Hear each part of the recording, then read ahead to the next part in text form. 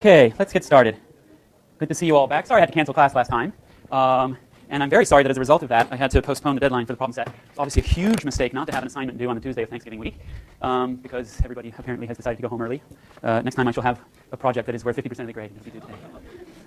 Okay, so by now hopefully you all know that indeed the problem set, so there's actually two problem sets in play at the moment. Number 10, which is for a grade, which is now due next Tuesday. And then problem set 11, I sort of agonized over what to do because I'm not allowed to make any required assignment due after next Friday during RRR week. And so since you guys are not going to have much chance to see the K-level model of behavioral game theory in action, I'm hoping we'll start looking at it today, and we'll look into it a little bit more carefully next Tuesday. So I figured it's just going to be, you're going to wind up with only 2 days to do problem sets. So I figured might as well just make it optional. So that won't be for a grade, but I would very strongly encourage you to do it anyway. It will be helpful for the exam, hint, hint. You should definitely, so that the problem set is just one long problem. It's from last year's final, and it's just it's not that complicated, but it's an application of this K-level model of bounded rationality to a specific game, which I made up, which is based on the hypothetical behavior of my father and his wife, Bob and Betty. So I hope you'll enjoy that. But it's the kind of model that professors just love to go to town with on exams. So, and in particular this professor. Okay.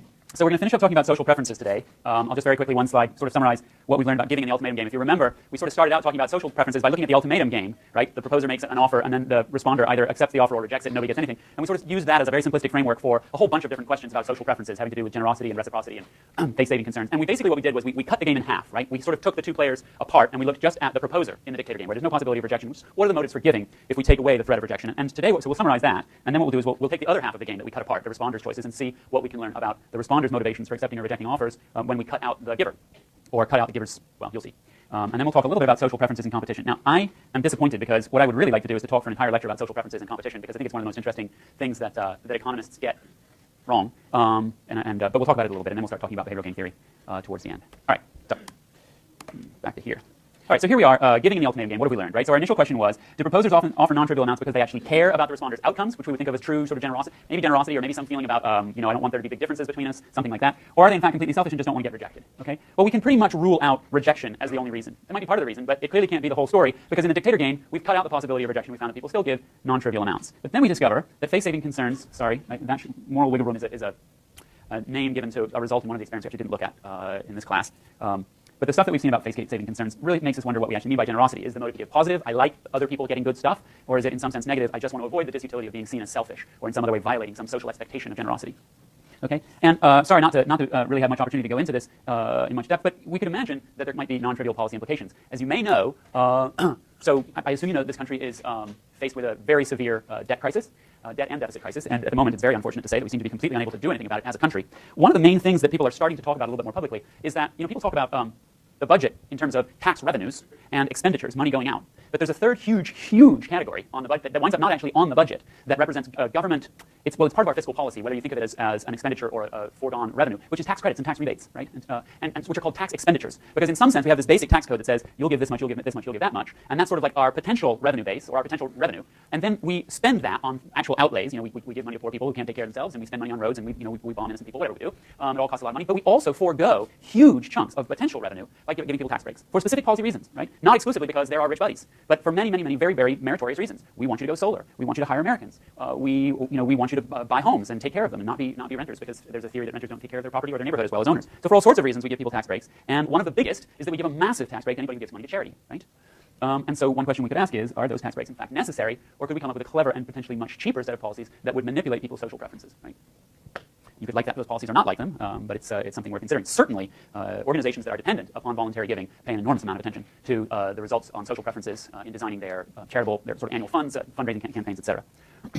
Okay, enough about giving. What about receiving and rejecting?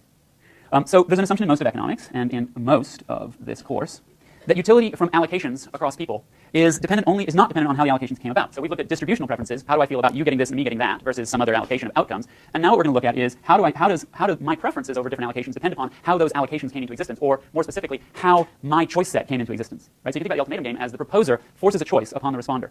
Right? So how did that choice what was the process by which I got faced with that choice? Is one way you can think about what we're going to talk about. Okay, so obviously a more realistic assumption is that how allocations come about matters a great deal, and this is a classic little vignette that's offered as a motivating example. A boy finds 2 apples as he's walking with a friend. He gives the smaller one to his friend. That wasn't nice. The friend says, I'd have given you the larger one. Well, says the first boy, you got what you wanted, so what are you complaining about?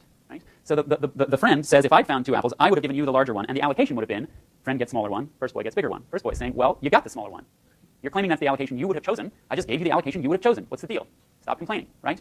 And indeed, if the apples had just been handed out like by some random Red Cross worker or something like that, oh, I wound up with a small one, you wound up with a big one, then distributional preferences would come into play. Purely distributional preferences. How do you feel about the eventual allocation, right? Because presumably the Red Cross worker is just sitting there handing out apples without thinking about it very much. Or if the apples had just fallen into their lunchboxes off of a tree, you wouldn't think, hey, the tree's unfair, you got the bigger one. So how the allocation comes about is what we're going to look at.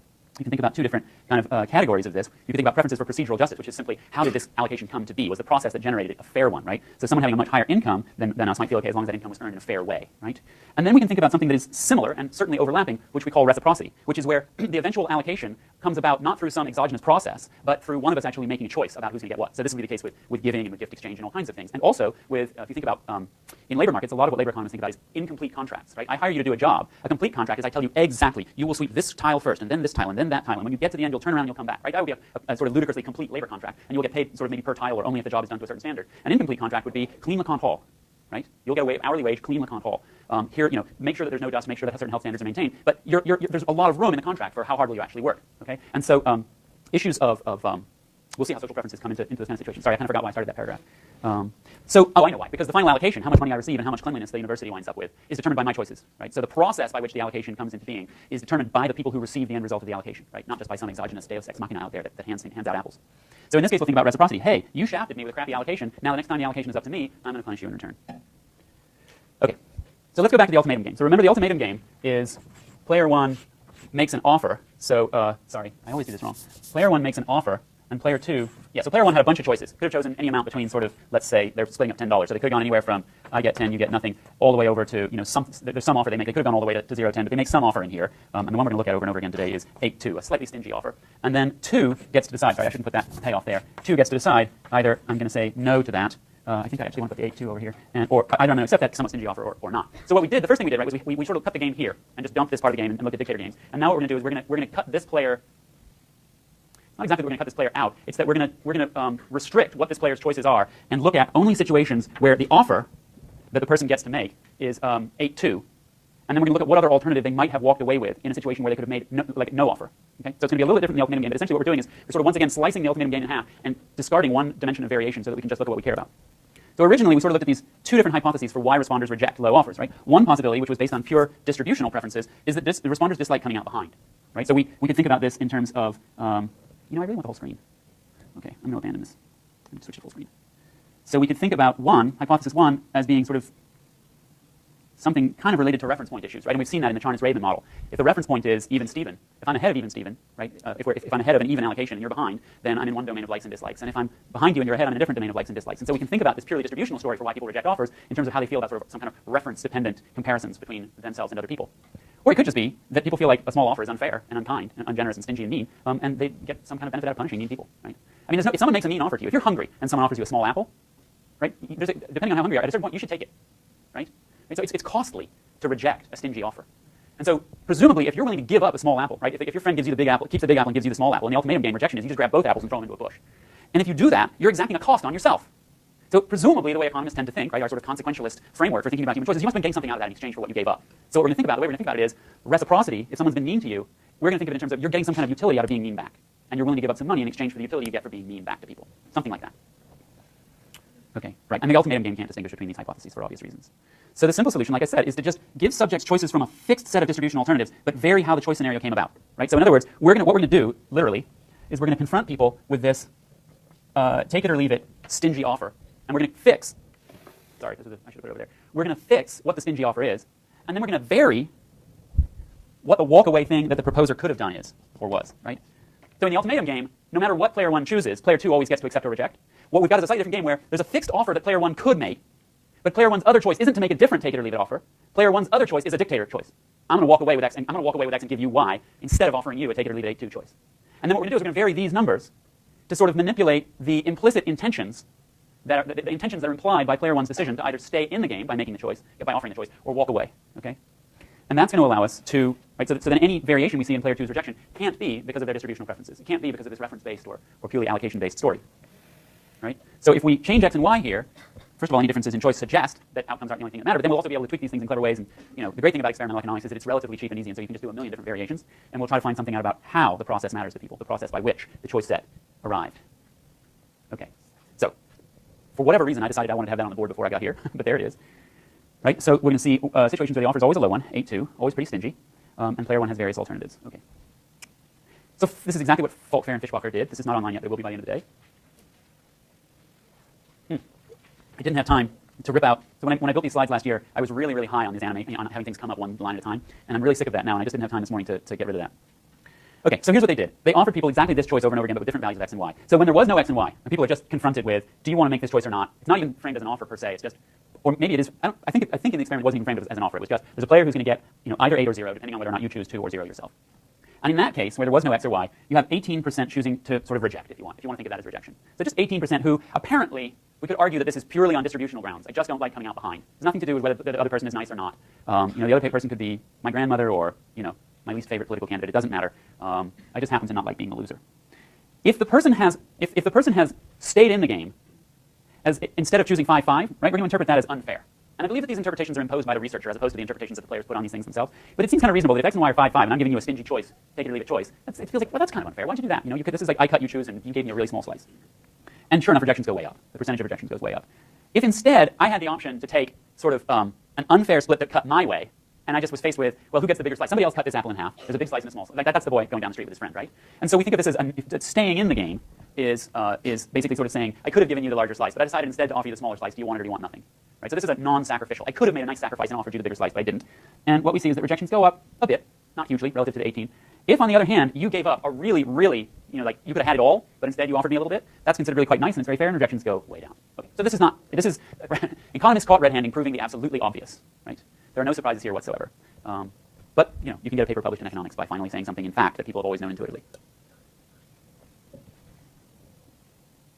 Okay.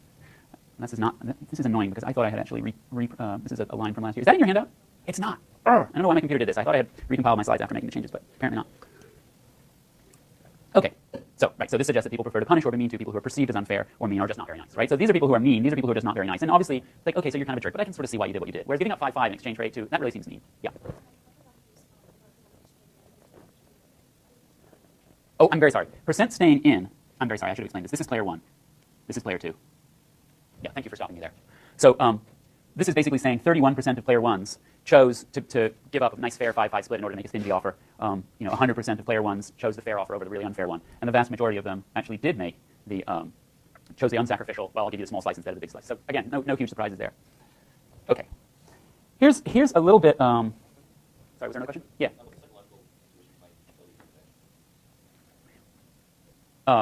What would introspection tell you? Sorry, the question was, what's the psychological explanation for utility from revenge? What's your own experience? Yes, I experienced it myself, but I would study the brain, but I don't know why does it feel so good? I don't know the answer to that question at all.